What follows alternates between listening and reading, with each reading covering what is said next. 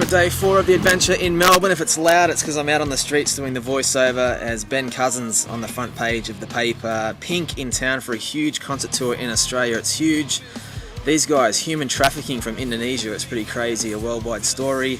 Susan Boyle, the internet sensation, she didn't win, so the dream's over there. Of course, the swine flu, still massive news around the world. And apparently some of the most wanted people in the world are living in Australia, if you believe the papers. So there you go, quick update of the day. The Galleon Cafe on Carlisle Street in St Kilda. I was there to meet an old mate of mine, one of my best friends growing up, Trent Leyshan, who's now writing and doing motivational speaking. And we took the camera to the park nearby and filmed a chat for the web show. Here we are in a park in St Kilda. It is Monday morning and had a big night, and with a childhood friend, Trent Leyshan. How are you, buddy? I'm well, thank you. I'm well. Pretty weird that we were running around as 12-year-olds surfing and taking days off school and doing all this. I think we had 35 sick days in grade 12. I think just the below. surf was pumping. The surf was pumping that year, wasn't it? If the surf was on, I'd get the phone call at about 8 o'clock. We're not going to school, are we? Nah, we're not going to school. Yeah, it's fun days. Yeah, they were, mate. So not much has changed, really. Well, yeah, I don't surf as much, but what's been going on for you, buddy? Like, you came down to Melbourne and you're kicking butt. Yeah, just came down here about 10 years ago with a Gold Coast, I lived on the Gold Coast obviously till I was about 22, and then moved down here with Big Kev. Big Kev? Yeah, so Big Kev was fun, it was good. So we came down here to set up Victoria for Kev, and and just felt like home ever since. And so what are you doing at the moment? I run a consulting training and development company, and we do specifically sales training and helping businesses obviously get the most out of their sales. Yep. And also write books and speak, motivate people, try and get them pumped. Well, that's the thing that I wanted to ask you about, because obviously knowing you since we were whippersnappers, how did it come to be that you wanted to get into an area where you're trying to inspire people, and how did it come to be? Good question, actually. When I first moved down to Melbourne, came down, drove an old piece of shit side junk van, didn't have a radio. Right. I was working for Kev at the time, would have been 23, 24, moved from the Gold Coast to Sydney, knew no one, took on that challenge. When the opportunity came to come to Melbourne, I thought, well, why not? I've already done it once, I'll do it again. So came from the Hume Highway from Sydney to Melbourne, and the van was so riddled with rust and old, it didn't even have a radio. So I had an Anthony Robbins tape. Oh my God. An old cassette player. Yeah. And I had the Anthony Robbins on the way. The whole way he was with me, pumping me up, getting me fired up. And I was stopping at petrol stations. I was getting loaded up on coffee, and literally the trip, takes about 12 hours. It seemed like it went in an hour because I was just so into what he was saying. And it was the first time I was exposed to anything like that. And that really just sort of set me on a journey to learn. Like you, at school, I wasn't there for school.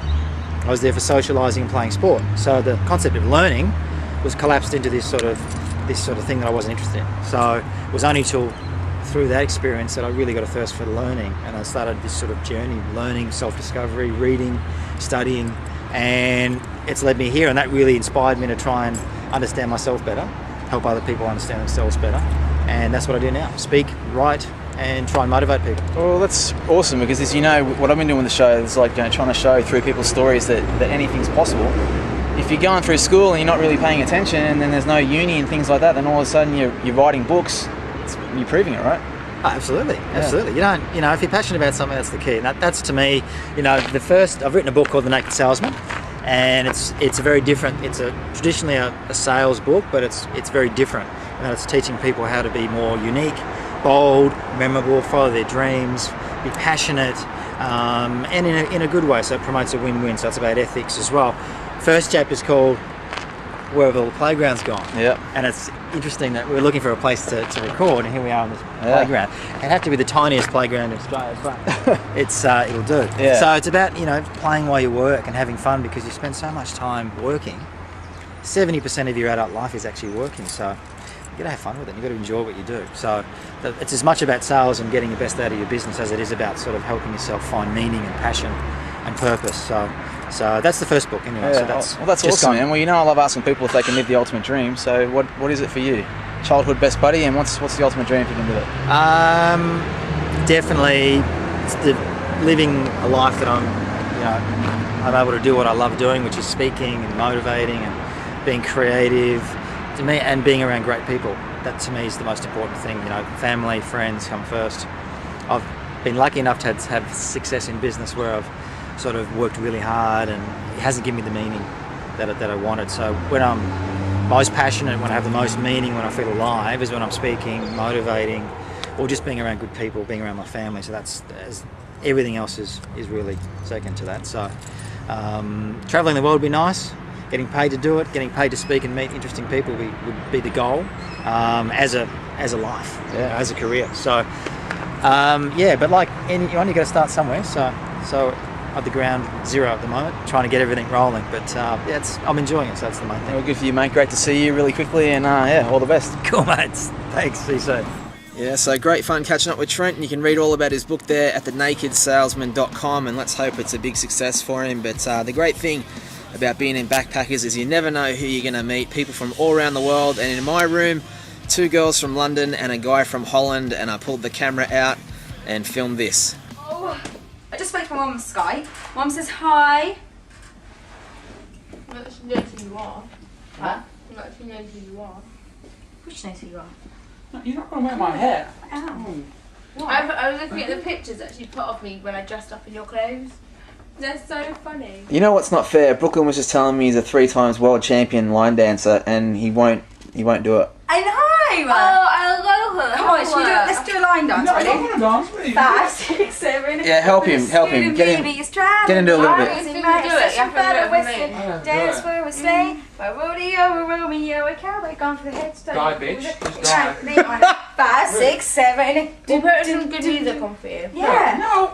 J-ho. Oh, you're a hoe. You're actually filming? Yeah. Can you see me? Yeah, I can. Hello. Hello, everyone. Hello, Sydney. No. Hello, Come on. Sydney. Why do you want to say hello to Sydney? I don't know. I like Sydney. Do you? Who is he?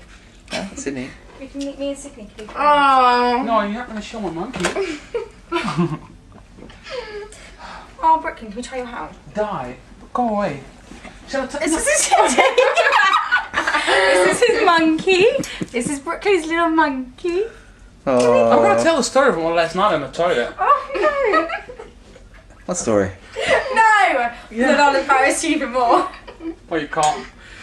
She pooed on the toilet, and it was like plop, plop. Fuck you, Perez Hilton. You telling, girl? No, Victoria Beckham is coming, biatch. So we have 2 sisters from London, and what are your names again? Gemma. Tanya. And why do we find you in Australia, in Melbourne, in this backpackers? What's the story behind it? Well, why we're here? Yep. We are here to find a job, Yep. which isn't succeeding. Find some boys. Find some boys, which is succeeding. No, it's not. Slightly. And new friends. New friends. Right. And Which isn't succeeding. find an apartment. I mean, we found an apartment. Well, we find some, but they're not furnished. Are they really? No, it's really hard to find furnished apartments in Melbourne. Yes, it is And Or a Melbourne. job. Australia, actually. Yeah, and a job. Because, like, I thought in London, everywhere you go, they all look for hairdressers. But here, they're not.